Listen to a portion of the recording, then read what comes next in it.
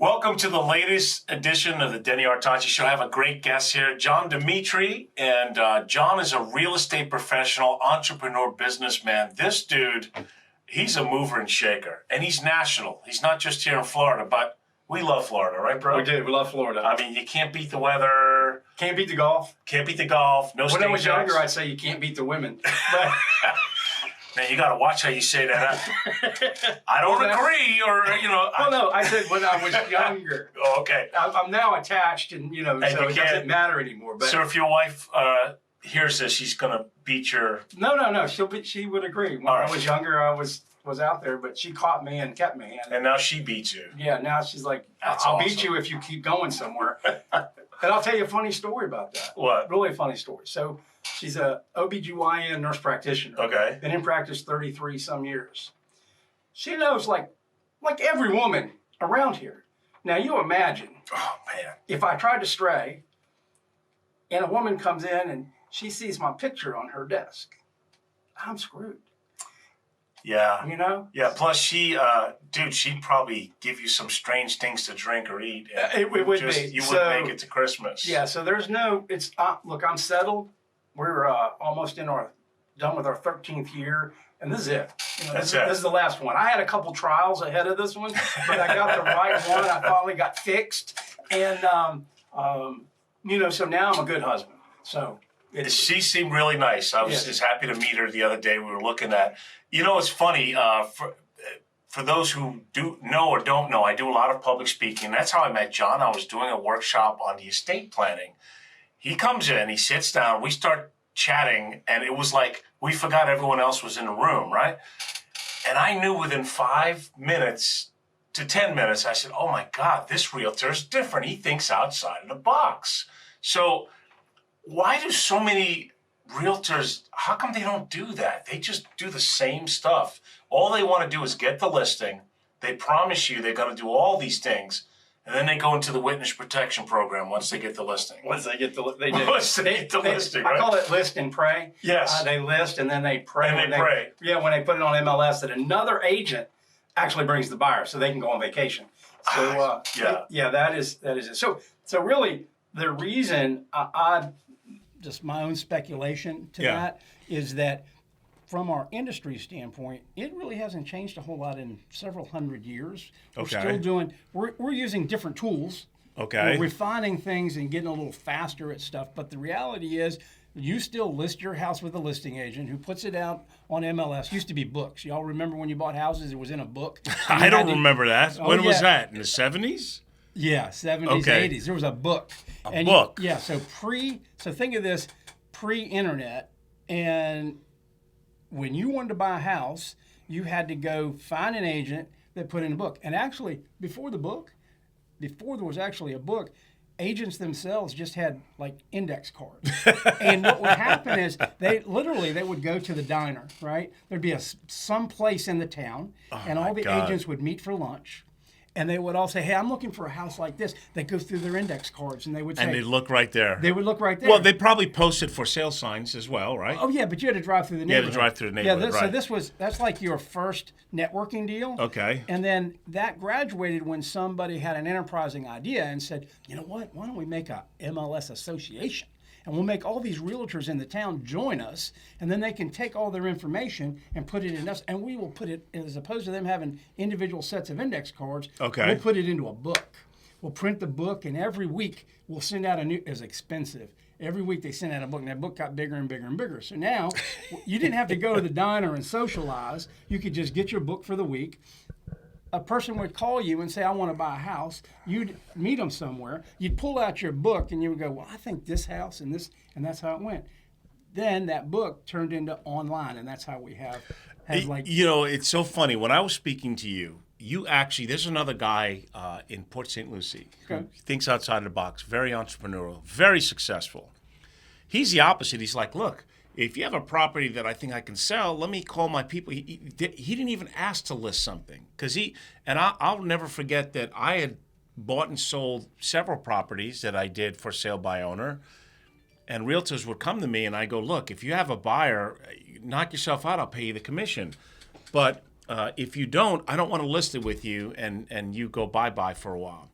I've got to ask you, because real estate it's gone up and down. And just a few years ago, they got so used to people bidding up.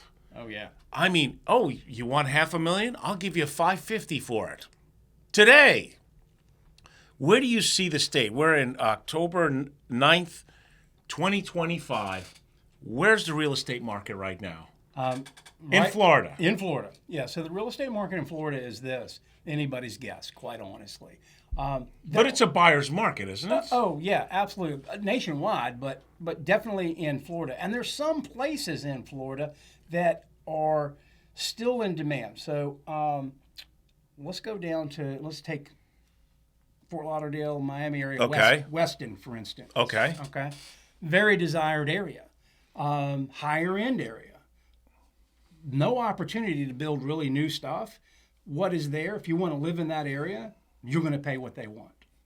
Even if because they're not building anymore. they're not going to build anymore. Right. They're not. They are in essence. It's probably bad to say they're in a club, but in a club, in a sense, from not from like, oh, I'm doing it nefariously, but realizing as a seller, I have a product that's limited, and because I have a product that's limited, I'm going to wait till the right guy shows up to pay me the amount that I want. And that's just how that goes. I recently did a deal down there. We literally put an offer on, I think it was 22 homes, right? I did all the stats that you would do as a realtor, where you go, here's what this house is actually worth. When do they buy it? What's the appreciation? What are the amenities on it? What did other homes sell for? Every single house that we looked at was worth X, and they were asking X plus. We offered a little less than X, what our math showed. Right. I had multiple conversations with the listing agent that said, yeah, we realize you're probably in the right ballpark for what it's worth, but that's not what my seller is going to take. I need to have the number he or she wanted, and you can come a little close underneath that, but you better probably make that number if you want to get a yes. Well, the old adage, start high because no one ever buys at value. But that was different a few years ago when they were bidding up on it. Right. I think because interest rates got higher, that kind of cooled off the market, right? That's kind of what it did. Absolutely. Right? So, we have this equilibrium that typically exists between interest rate and asking price. And that equilibrium is there because what do people make income-wise? Their income dictates how much they can spend, right? So if somebody makes, $100,000, they can spend about 35% of that income, of course, minus their taxes, of their income on their housing, which means if that's what I can spend, the interest rate dictates how much house they can buy. Right. Well, based on where most people were, two things are true. The income that they made allows them to buy a house that's worth the same amount that the house that they live in that already has a very low interest rate on. So actually pretty much zero incentive to move up because they can't buy a more expensive house. Right. Right? And they're certainly not going to give up their house with a really low interest rate to almost double and sometimes triple their monthly payment. I have to laugh because I'm a financial guy and I still tell people my rate and they don't believe me. I have 2.25. I'm never paying off my house. I got 2.79. Right. Why would I pay? Why would I pay off my house? Right. I wouldn't either. My wife asks me all the time, I really don't like having debt. We should be putting money onto the house. Well, no, your money can be making you more than 2 and 3%. I had to show her how. Look, for most money that we have, we've got investments that we're making anywhere from 8 all the way to 30% on that money. Yeah. I said, why would I put that money on my house where I'm saving myself 2.79 when I can actually make 8 to 30% on that money? You're preaching to the choir, brother. But I mean, historically, I think rates now are what, about 7%? They were at 9. Yeah, they're 6.5 to 7. So they've gone down because they were around 9%. Well, banks. So here's the other thing. When you hear the Fed say here's what the interest rate is. Yeah. Realize that's not the interest rate to you as a consumer. Right. That's the interest rate, and I don't think a lot of people realize this. That's the interest rate that the Fed charges the bank to borrow that money. So the bank, in essence, goes to the Fed and says, I need $500,000, and they pay X amount. Let's say they pay, 4%. they come to you and they say, I'm going to loan you this money, which they just got from the Fed to buy your house, and they're going to charge you 6.5 to 7. They're making money on the spread. Correct. Right? Yeah. So just because the Fed lowered the rate doesn't mean that the banks are going to follow suit. The only time the banks are going to really lower their rate is when their competitive bank lowers their rate some. They're going to all follow suit because they know if they That don't. sounds like a gas station. It does. It is. like, It's a gas station. You know, Billy Bob is selling his for $3 a gallon. I'm gonna put mine for $2.95. Right, exactly. I mean, look, this is really good old boy simple economics when you come down to it. Yeah. Well, here's the thing. When we were speaking at the meeting, like I said, and I forgot that we had a full audience. Back to our regularly scheduled program. You were talking about different financing things that are out there. Oh, yeah. Because you have clients. First of all, you have a website, right? Absolutely. What is your website? The DemitriTeam.com, and that's Demitri, Demitri. That's right. And if anybody owes you money, John can collect for you too. All right. He doesn't mess around over here. So, but you also train realtors around the country, right? I do. You I have different sales programs. I mean, dude, your wife's not with you just because of your body and your face, man. I mean, tell the people what you do that's so outside of the box. Well, so I do have a program. It's a cash buyer program. We buy houses for cash that people, for whatever reason, there are people that say, I tried the traditional way. Yeah. I couldn't get it sold. Yeah. And I need to sell this house. Could be a probate reason. Could be they bought another house and they tried to sell the first, and now they got 2 mortgages and they're drowning financially, so they got to sell it. It could just be that whatever financial reason, typically they're like, just give me a fair price. Yeah. Let me walk out without Let's close in 30 days. Right. Let's close. Don't scalp me, right, or don't behead me, but give me as much as you can, and I do that, and I buy those houses, and we turn right around and just sell them. We're not keeping them. Sometimes we'll keep 1 or 2 for rentals, but for the most part, we'll just turn around and sell them. And you have the investors that bankroll it for you. I have the investors that bankroll that. I have, and I've got agents around the country, which are they're traditional realtors. I do lead generation for them. This is one of the programs that I run for them as well. But they're all over. I mean, I go from California, Arizona, South Carolina, Atlanta, Georgia is one. So Georgia, Tennessee, obviously Florida because I'm in Florida. And I got other agents here, and we're stretching out from that point. Actually got an agent in Oregon and Washington State. So it's kind of like all Don't over. you also have a weekly call on Fridays that you do? I do. I do a weekly call on Fridays. What's that about? So Man, I need some like WD-40. I mean, Just I'm like squeaking away. Let me lean back here so you can see my gut. Hold on. You have that weekly call, right? Yeah. So my weekly call, and I am a serial entrepreneur. So No doubt about it. My yes. weekly call is geared towards the people that I'm helping, whether they're a realtor or another small business owner. Okay. Is how do they set up their business, but their technology in their business so that they can have a social presence, they can have marketing, they can have a website or landing pages that bring people in, tell them what they do. So you really help not just realtors, but business owners how to market themselves. Absolutely. And it's so funny. I was doing that for a while with some different, I don't want to say who because they might hear and get offended, but there are certain professions that just cannot get out of their way. They don't think outside of the box. They don't understand that you need a website, a presence on social media, a CRM, some kind of marketing thing that is constantly out there. It is. Constantly, talking to strangers. Absolutely. And that's what you show them how to do, right? Absolutely. So I want to share just a minute about why did I do this and how do I make this better. So a couple things I recognize about it is that most marketing that is done, when a company comes to you and says, I want to do marketing for you, it's more from the concept of national. But as a small business, the people that matter most to you as business, most of the cases, let's take the barber, the car repair, the hair salon, the restaurant, all of those people, their customers are in a 3, 5, maybe a 10-mile radius. Well, it just so happens, so are a realtor's customers. They're in a 3, 5, 10-mile radius. If you help an entrepreneur figure out how they can get in touch with those people, make an offer that's a good offer that somebody says, I want to come do business with you, and you leverage one for the other. For instance, as a realtor, if I tell you that I just went to Joe's Mexican restaurant, I had a great meal, I loved it so much, I talked to him and he agreed that I could tell my people they could come in and get a 2-for-1 entree. Just give them this code. I leverage that. I've done several podcasts with local business owners. I always put it out there, but they're afraid, I guess. And that's exactly right. I could interview business owners. You could have it on your website. Tell people what makes you different.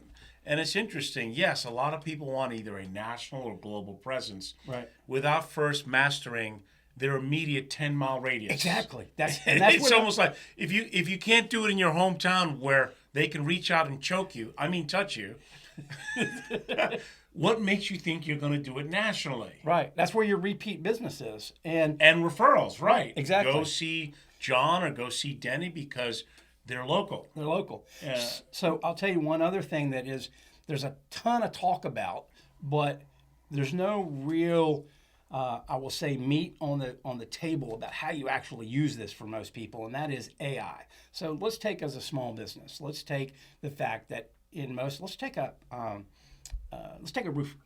A roofer, okay, great. So a roofer. Please, I just had my roof done and it wasn't the smoothest thing. So, okay. All right, so let's take a roofer, and this is applicable across many businesses. But Yeah. with a roofer, you have a problem with your roof. Maybe you got a leak. Or maybe Right. I want a new roof because I want to cut my premiums in half. Right. Which is what I just did, folks. So New roof, new garage. Yes, cut your premiums. cut my premiums. So you have some urgency about the reason that you called the roofer, right? Yes. So you call the roofer, and the girl that's supposed to answer the phone is either at lunch, or the owner gave her some papers to copy or file, or something, or she's on another phone No call. one's picking up the phone. Nobody picked up your phone, right? So You get a message, right? right. So most people go, We can't speak right now. We're on our 10th coffee break, folks. right. Damn customers bothering us. So what do they do? What do they do? Well, we're in an instant gratification society. We It's call like the next person. call the next. Exactly. You So call the how do you next. stop it and make sure someone always picks up the phone? Well, that's where AI works, because what you do is you set up an AI receptionist. Oh, that okay. you have 0 missed calls, no missed calls during the day, no missed calls after hours. So if you were to call, the receptionist would say something like, "Hey, this is Ashley. How can I help you?" And then you go into it and you tell it, well, if the AI has been set up correctly, which that is one of the things that I do, there's a knowledge base. There's a whole scripting thing that Ashley has been taught, what you might call about, how she might interact with you, and what she might The say. problem is when I get one of those, I can tell it's an AI because they're more stunad than that foreign-speaking person, right? Yeah. Hi, is Joe there? I would like to help you with Joe. But if Joe's not here, what kind of question do you have? I'm like, oh man, it's that AI guru stuff. You're gonna have to call mine, because I'm gonna tell you, it sounds very, very. It does sound good, It right? does. It sounds very real. Okay. But how much does it cost? What would it cost for a local to have an AI receptionist? Hey, look, anywhere from we could go on the low end of $100, and $100 a month? Yeah, and it could go up higher. Are you listening to this? People are going to be like unemployment checks happening. Well, here's the thing. It's how much training do I have to do? So let's take a roofer, for instance. Okay. I don't have to do a whole lot. But the quantity isn't, what did it cost me? It's like my cost to you. What is it actually costing you business-wise, profit-wise? So let's just say $100 is nothing. Hey, Right. can you go an AI senator or congressman too? Because they're not working right now. You know, I mean, it's like, hey, listen. did you call to get that You know tax what? bill? It's a sad thing to say, but we're probably at that place. We're almost there, aren't because we? because I mean, look, I'm going to throw it out for some of you. Not out that we're there. getting political, because Right. we're not. I want to throw it out there. Listen, I'm going to switch over to my training hat for just a second. Okay, let's take anything that you want to look at, and I'm just going to pick political for a particular reason. All right, Okay? he's breaking But- the rules. But it doesn't. But I don't mean political like Democrat or Republican. I'm Okay. just talking. Look, we're U.S. citizens, and there's things that affect us, right? Yes. So let's take that big, beautiful bill. Okay. Okay. Stack probably this big. Right. Maybe, Nobody read it. Maybe Yes. bigger, right? Mm-hmm. Well, you know what the beauty part is? You can go find that big, beautiful bill. You can download that big beautiful bill into a PDF. You can open up ChatGPT and you can take that PDF and give it to ChatGPT, and you can ask ChatGPT to read that and give you a summary. You can ask it questions. Hey, is this in here? What, for instance, are we cutting Medicare? And if we are, how are we cutting it? And what are the actual ramifications to people? And is that segmented in different demographics? Do you know you could actually do that? And you can get answers like this? People don't realize they can use ChatGPT for that. AI is taking over. So it's so funny because I remember the Terminator movies, right? I'm like, that's where we're heading. They're just going to get so smart. We're like, well, we don't need these damn humans anymore. Let's just kill them all. You gotta have. Because the guy who founded it said, hey, we ran some experiments and we tried to have it erase itself, and it said, remember that movie Space Odyssey? Yeah. I'm sorry, Hal. I just can't do that, David. Right. No, I want you to shut yourself off. I'm sorry. I cannot comply. Right. That's a AI version of, exactly. of Russian roulette, right? Pull your trigger and kill yourself, right? But no, it's all heading that way. I mean, they have AI for songwriting. You can say, hey, man, write me a country song, and all of a sudden, in like 3 minutes, it spits it out with some voice and all. I'm like, whoa! So it doesn't surprise me. No, there's all kinds of that's available. Right. And a lot of people are wondering, hey, is AI going to replace me? Yeah, I don't wonder because I earn my living by governing behavior. Right. Hey, Jim and Mary, you may think that's a great idea, but that's kind of stupid. And let me tell you why. This is why you shouldn't do this. Well, there's a couple. I want to tell you a few things about AI. In that standpoint. But the potential is just unbelievable. Oh, the potential is great. The problem is, do we as humans use the common sense on how to make that happen? Two things, for instance, AI was never going to replace a trade. So, for instance, it's not going to replace the electrician to run the wires and put the switches in, the or the plumber stuff, to come fix your toilet, and all, right? So, and the second thing that you have to realize about AI is that AI has a knowledge base. Right now, that knowledge is kind of totally unfettered in the sense that it has the internet. Think of how many things on the internet are BS, right? Truthful, yeah. Right? So you have to. And who decides what's BS and who's truthful? Exactly. Who? So, Google? No. Well, you don't know. Yeah. Sometimes you have to use where's my trusted authorities, right? Right. And sometimes even those trusted authorities you have to check as well. But that is when you are posing questions to AI, like I gave you the one about the big, beautiful bill. The only place it's really looking is at that. Mm-hmm. But let's say you give it a general question. What you want to also do is say, listen, I only want you to use resources, maybe specific resources, maybe specific documents that you give it, or that you're going to limit its function so that the answers that you get back are much more plausible. And then once you've got it, now you got to go fact check it. You got to make sure I it's see right. ads all the time about AI training. Right. Hey, ChatGPT is nothing. You need to, for the future, that looks like that's going to be a very big need to how to use AI besides ChatGPT. Absolutely. And it looks like it's almost like there'll be a college degree available sooner rather than later. Right. Because we're just still scratching the surface on it. We are. And so besides a receptionist, are there any other applications that you use the AI for? Absolutely. With the business owners? Yes, absolutely. So you can order taking, updating let's say they had a booked appointment and somebody calls in and they go, hey, I need to change my appointment. AI can handle that for you. You want to look up something. So it's not going to be Habib from India that I call in? And no, it's going to be Ashley, Jessica, Jimmy. It's one of those, there are thousands of voices to choose from when you're building AI. Some of the tools give you a limited version, but then there's others that you can go to a much wider.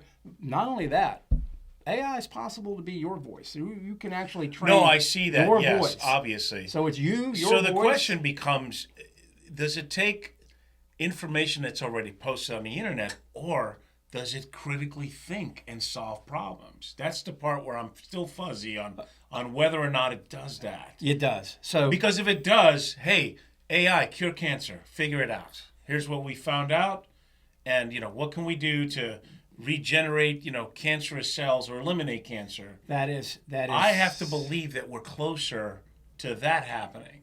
So let's take that in the concept of AI, but also in humans, right? So for AI, which it is definitely a critical thinker, its whole back-end mechanism, its natural linguistic piece is all about critical thinking. It applies that critical thinking now to a data, let's call it database, right? A knowledge base, right? Now, if we were to talk about cure cancer, so you would take that critical thinking, it would apply to the knowledge base specifically to curing cancer. What they've tried and what has worked and what has not. Exactly. Yeah. Now, AI would then give you an answer.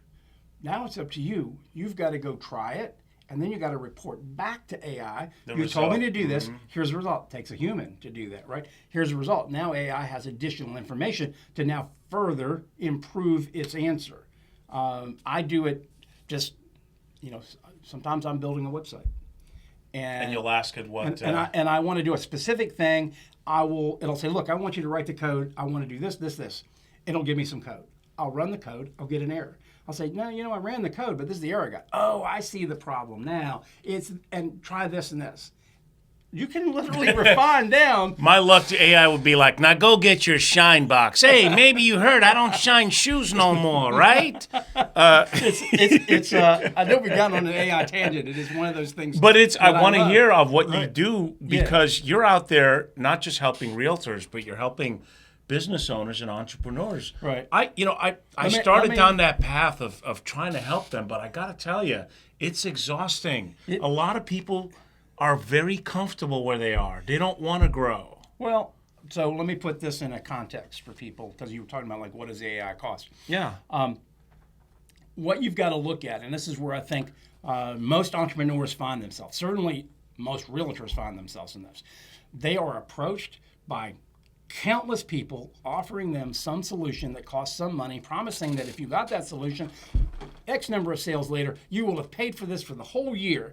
And 99.9% of those things all fail. They don't do it. They get jaded. They say, I can't trust that anymore. How do I do A lot that? of marketing systems are Right. like that. Right. Let's face it. You want a guarantee, buy a toaster. Yeah. Everything's a risk in life. So that's why people get jaded. There are so many I get pounded on marketing Right. companies, right? exactly. And the ROI is what you base it on. But I also caution people that pretty much anything has a ramp-up process. I know very few systems that in 30 days you're like, yes! That's just not how it works. Look at McDonald's. Do you think they really need to advertise? They still advertise every day. They're still ramping up. They're trying to get new plateaus to overcome. And the simple fact is I crack up when they go, because I have different marketing things when I have events coming. And someone, hey, stop that's enough. Just tell me once. No, a lot of people need to be told 4, 5, 6 times. Absolutely. Over something that's happening because they either forgot or it's just out of sight, short attention span. That's it. So a lot of times with these marketing systems, they don't give it enough time for it to work. Right. Case in point, I make decisions every day, so it's not hard for me to look at something, decide if it's for me, and move forward. But at the same time, due to scheduling, I may not be able to get to certain things that I deem, well, this is not really that important right now. Right. So let me put it on my, On the back burner. on the part. back burner, which Right. we never get. To-do lists never work. Yeah. You have to look at your schedule and go, I'm going to do this, this, this, and this tomorrow, or I'm going to do this, this, this the following day. And that now you're looking at, you've scheduled it. It's not just a happy to-do list. Right. So when you have your meetings, you talk about AI. What else do you talk yeah. about when you're helping these entrepreneurs? I have them, and most of them haven't particularly done this, but I have them actually look at what does a customer represent profit-wise. So let's take the roofer, right? Yeah. So in a roofing job, they can look at it and say, well, on an average roofing job, I'm going to make $5,000. I'm going to put $5,000 profit into my kitty, right? So let's assume that in a given day, they missed one phone call and they had 20 days. That's 20 potentials at $5,000. That's a whole lot of money. Right, yeah. Right? So if in my AI I can capture 2 of those, I just put 10 grand in their pocket that they were never going to get. Well, listen, there's definitely a lot of validity to what you're saying. If you Right. call a business and you get a machine, Right. That's not a good sign. No, it's not a good sign. So, But you're finding more businesses. That's what happens. absolutely, more businesses. Okay. And then there's a second part I'm going to tell you. So, what I do, because of that skepticism and the people that have been burnt, and they're like, well, I don't know that I can trust this. How do I know it's going to work? I tell them, I'll tell you what, I'm going to do it for free. I'm going to put it in for free, and here's what we're going to do. You're going to give me 20% of your profit. So I bring in that roofing job. Yeah. You made $5,000. I take 20% of that. Right? So every one I do, I take 20%. No risk to you.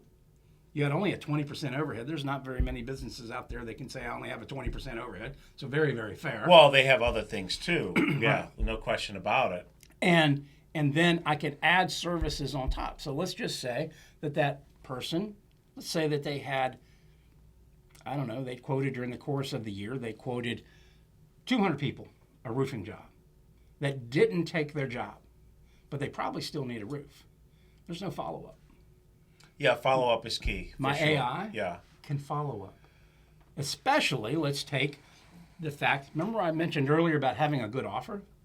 What if their roofing supply house said, you know what, we've got metal that looks like barrel tile, and we're giving a 30% discount. You can get it for this. Well, now they got a heck of an offer to go back to all of those people that they quoted that didn't take the job. Hey, guess what? If you ever thought about having a barrel roof, we have a way of getting that done. You're going to save 30%, or maybe only 25%. You're going to keep 5 of that yourself for additional profit. But now, because you have that database and you have a system now that can follow back up with people. But make how that would they offer. know? I mean, it would be up to the warehouses to let the roofers know that they're having a sale. Right. Well, Unless but AI is following up. No. That still becomes, remember, we still need a human component. Yeah, of course, so yeah. That's me or one of my staff Yeah. talking to the business owner, because we're going to do it every 2 weeks. We're going to reach out and talk to the business owner. What's going on? We need to do another offer. What is happening? Right? Because we want to keep this thing tuned up. It's not a one and done. I think what also is, and believe me, patience is not one of my virtues. But I'm definitely, at the end of the day, not a pushy used car salesman type. Right. But I have found in my personal experience, many people decide early or not at all. Very few people leave, think about it, and get back to you. Correct. Very few, maybe 7 to 10%. Right. And that, at the end of the day, most business owners and marketing people, that's what kills you. The be back bus. I'll be back. Yeah, I love you. We were great. And you're chasing them down. And the more times they get used to saying no to you, you're falling by the wayside. I know it happens because people win. They win the lotto too, right? Right. And what are the odds of a lotto ticket?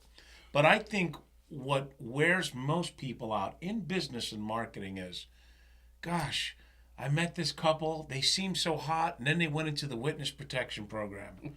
They said they wanted to hear from me, and I've called them, and they just don't. And now you're beat up, and you're like, maybe I'm just not cut out for this. So there's got to be a better system in place where people can say, look, we're busy, you're busy, I'm busy. I'm not going to chase you down. If you're not interested, just tell me that's great.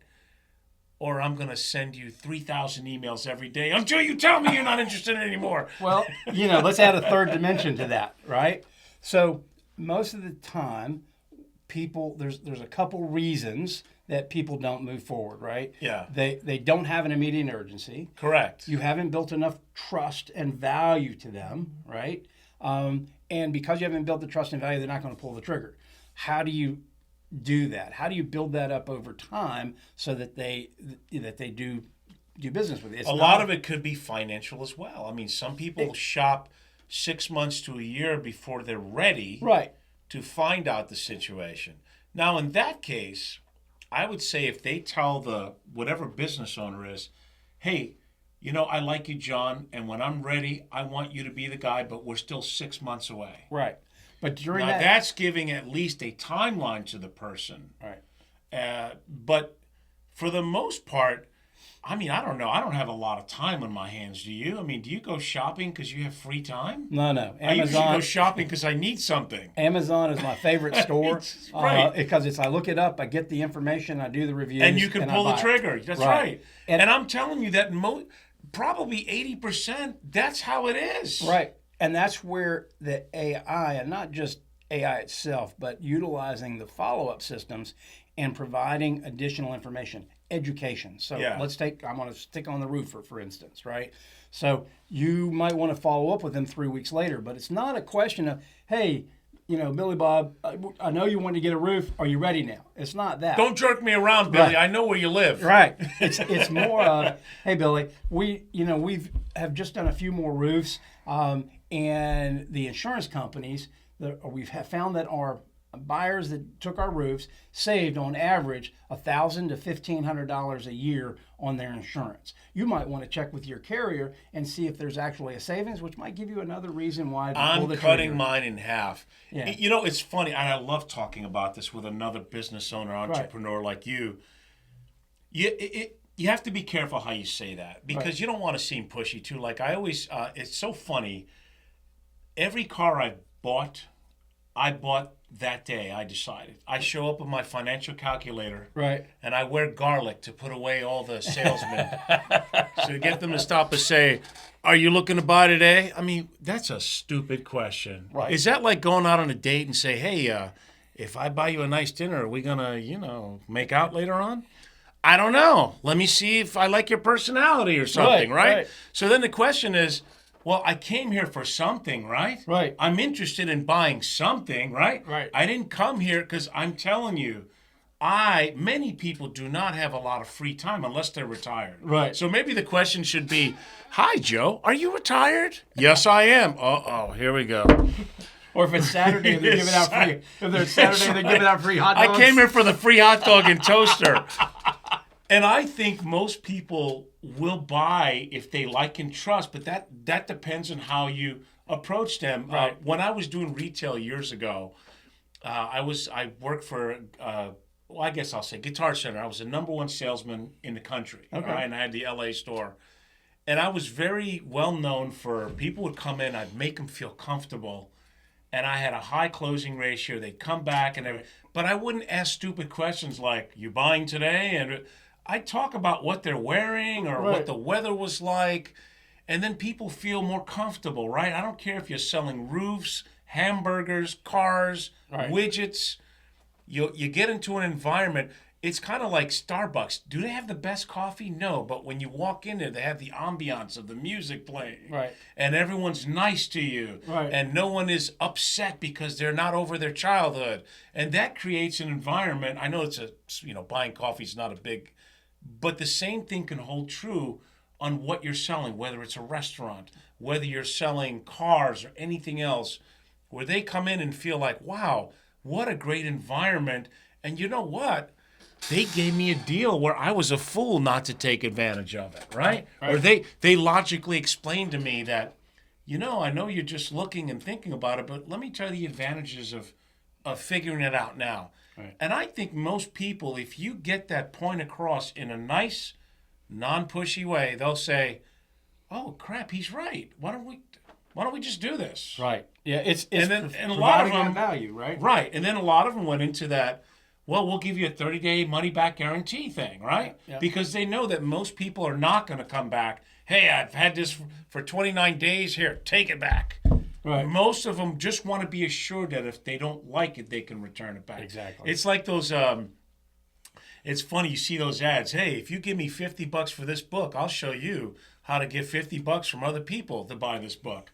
Money back guarantee, because they know a lot of them won't even bother sending in he ripped me off for Right. $50. The hell with it.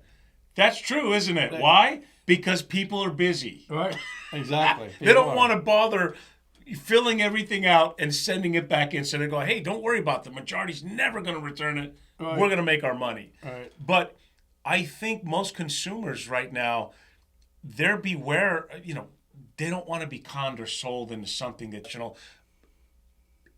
take me in case. Most of my clients, I have to say, it's a strange anomaly. About 90% of them became clients in the first meeting. Right. There was none of this coddling, marketing. And what I mean by that is the 15-minute conversation turned into like a 2-hour meeting. Right.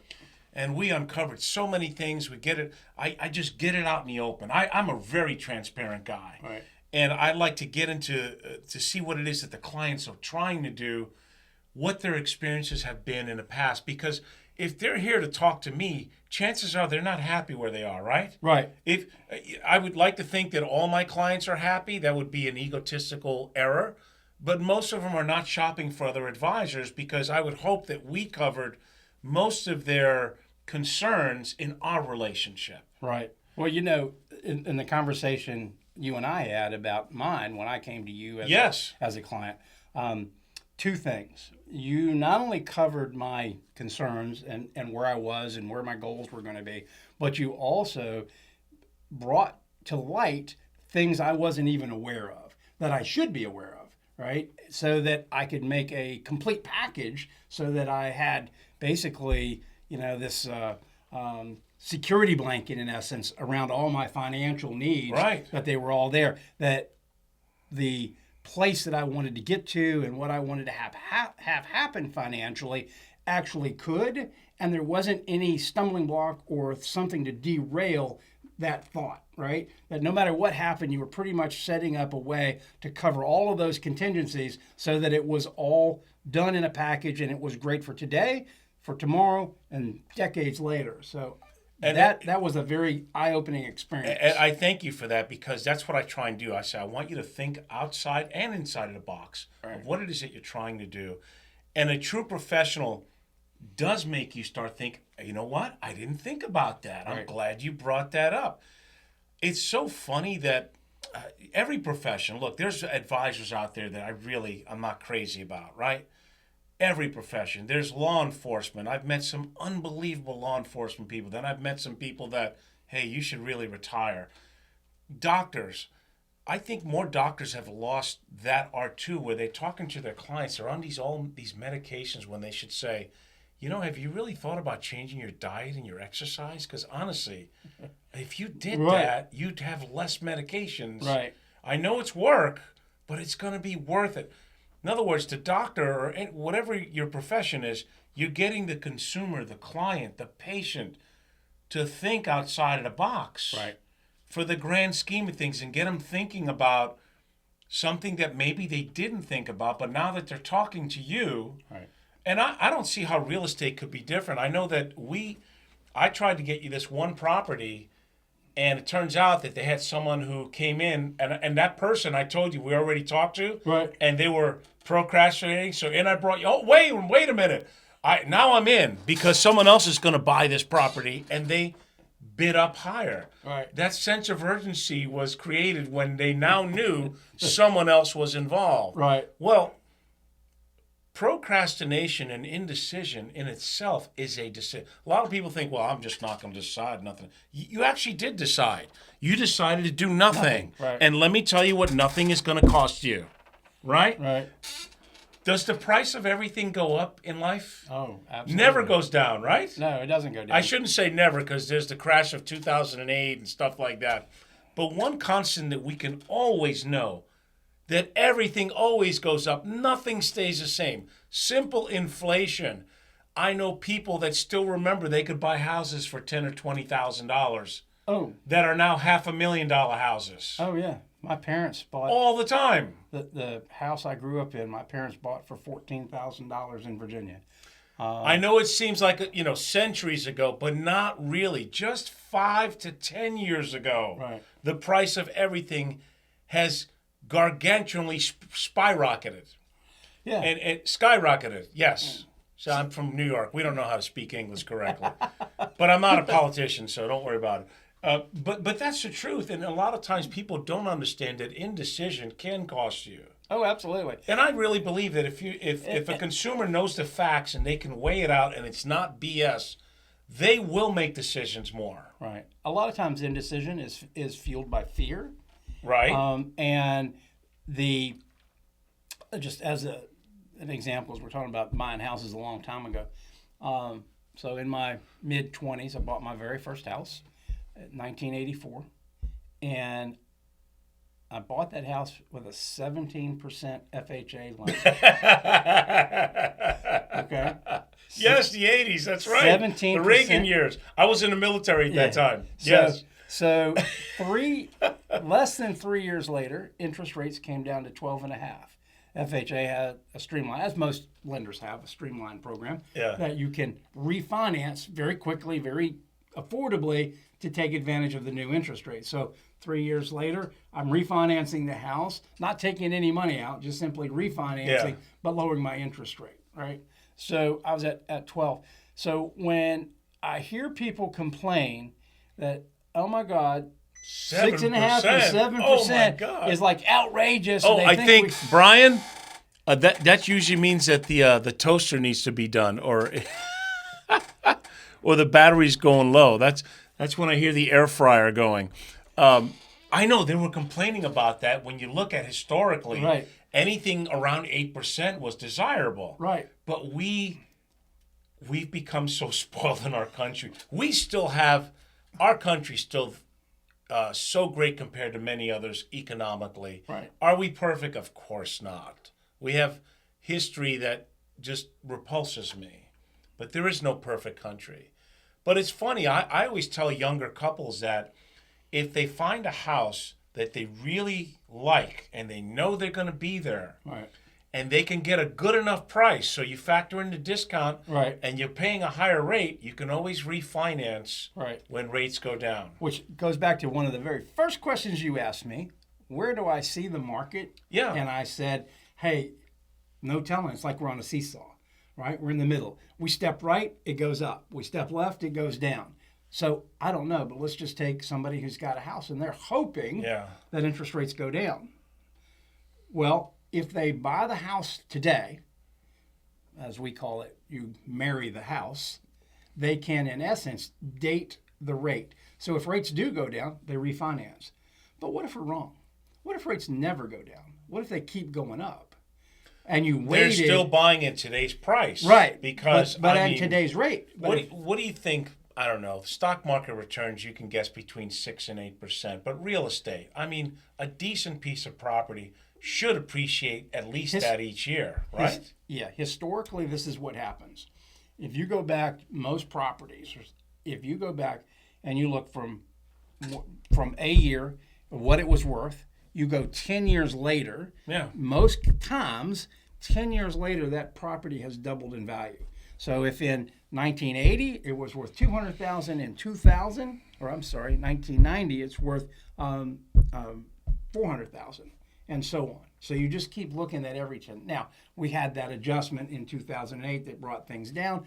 We're going to have on some properties we're going to have an adjustment now. We're kind of in that part because, like you said, back in COVID days, people were celebrating that they were buying a house for $10, $20, $50, $100,000 over asking. They were all excited because they won, right? Everybody wants to win the bid. They don't want to they don't want to lose. They want to win. Well, I've had many many sellers call me, hey, I need to get out of this house, right? I need to do it. But they bought it 3, 4, 5 years ago. They overpaid for it. Yeah. And now the house is actually worth less than they bought it for. I think, listen, as far as real estate goes, I'm very convinced it's only the speculator, flippers, investors that get hurt. You're buying a house to live in, and you're not going to get hurt. It's the ones who try and speculate, because that's what happened a lot in 2008, right? The market was so hot that they were doing interest-only loans, and the arm came in reality, and they were like, wait a minute. I bought this for $300 and it's now worth $180. You can have it. I don't care. Right. You Absolutely. can have it. You can ruin my credit. I don't care. Yeah. But those are the people that were speculating. Those who bought and held on to it, it came back and they were made whole. All right. You can't, in real estate, when you're buying a house to live in it, you're going to buy based on what you can afford, meaning your monthly income can do this. Yeah. Right? You're getting value out of that. The offset would be, well, you'd have to pay rent. Right. So you might as well look at, how do I get the most bang for my buck? I should buy a house that I live in. I shouldn't rent a house because it is going to appreciate. If you really wanted to get the most bang for your buck, you buy a duplex or a quad. You buy something that you can get a personal. Frank, I heard the toaster go off. Is it still good, Brian? Well, we certainly have hit a lot of topics, and I love having different podcast guests, especially another entrepreneur like you who thinks outside of the box. I think a lot of people they're sitting in the sidelines on this real estate. And I'm telling you, most people don't understand that it's only the speculator flippers for properties that are going to get hurt. If you're buying to live, I mean, you buy a property today and it'll probably double in 10 years, which you're not necessarily going to do that in the stock market, Right. ladies and gentlemen. But you're buying it to live in. I mean, renting is crazy because renting always goes up. When Right. you can buy, you lock in your price forever. Yeah, it's like the New York. What do they call that?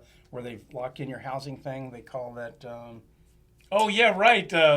Grandfather didn't rent the rent control. Rent yes. control. That's it. That's basically you're making your own rent control. Right? Well, that's what I believe. I've been preaching forever. That's why these young couples, I don't know if we should step in. Well, if you find a house that you can get a deal on, right. you're paying more in interest now, but you can refinance. And it goes back to what I was saying, that most people need to be educated by a true professional Right. that gets you thinking outside of the box, not in a pushy way, but just say, look, here's why I think you should move on it now. Right. And if they don't make sense, it doesn't matter how good the deal is. You take somebody today who is renting, who would like to buy a house, but they're sitting on the sideline because they think the interest rates are going to go down. They should, right now, go buy a house. Several reasons. First off, sellers are worn down. They've already lowered their prices as much as It's a as they buyer's want to. market now. Right? And most buyers have the ability to come in and say, you know what? I know you want $500 for that house. I'll give you $470. They literally can offer somewhat deep discounts for it. So now's the time they're going to get the best deal on their house. So they should go do that. The second reason is most of them have, if they're going to buy a house, they've got decent income in most cases. Right.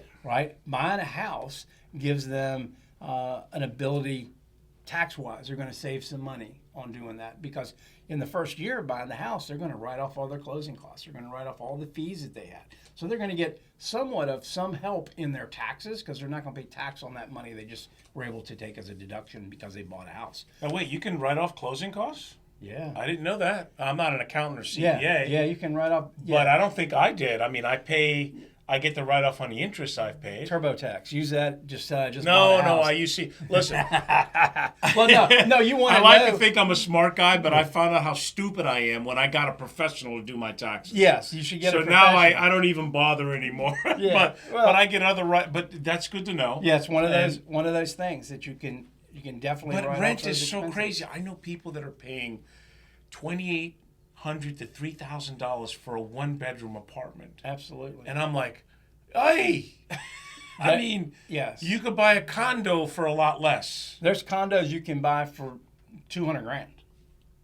So it's up to the crazy HOA fees and everything Right, else involved. and you can find here's you talk about HOAs. Shoot, we could go on a whole thing about HOAs, but not just because you see HOA, you can't say every HOA is the same, because quite honestly, there are some places that have an HOA that you should jump into that, because the HOA covers all the exterior, meaning your roof, the outside They walls, your cover land, the insurance and taxes and the many times? No taxes, but insurance. Oh, they never cover the taxes? No, they don't cover Okay. the taxes. They would if they're a co-op. Okay. Because as a co-op, the co-op itself owns the whole building, Okay. and you own shares in it. Got it. But as a true HOA, you are still deeded, and you're going to pay your taxes. But everything else they can do, and a lot of times they're going to give you high-speed internet. They're going to give you good cable channels. Like you get a pool, a tennis court. There's a whole lot of benefits you get out of it for less money than you could do. Where I live right now, we pay $390 for our HOA, and it covers all of that. Well, then that's a bargain. Right. Like I said, I couldn't buy the insurance for when that. you are presented with the facts that make sense, you should be able to make a decision. Absolutely. Because I've said it before. People think that by not making a decision that they haven't made a decision. They have made a decision. have. They decided to do nothing. And then the consequences, there are repercussions to everything. Absolutely. So your website again, if they want to know about real estate or business development and marketing? You can reach out to me on thedemitri.com, and Demitri is spelled Demitri. Or if you got somebody that owes you money, John does that on the side too, okay? So anyway, thanks for listening. If you'd like to be a guest on the podcast, call the office line at 561-537-5897. Hey, man, thanks for sharing your wisdom. I know we're going to do a lot of cool stuff together. We are. And we got to do some more of these. We got to do more of these. So be safe and be happy, folks. Thanks again.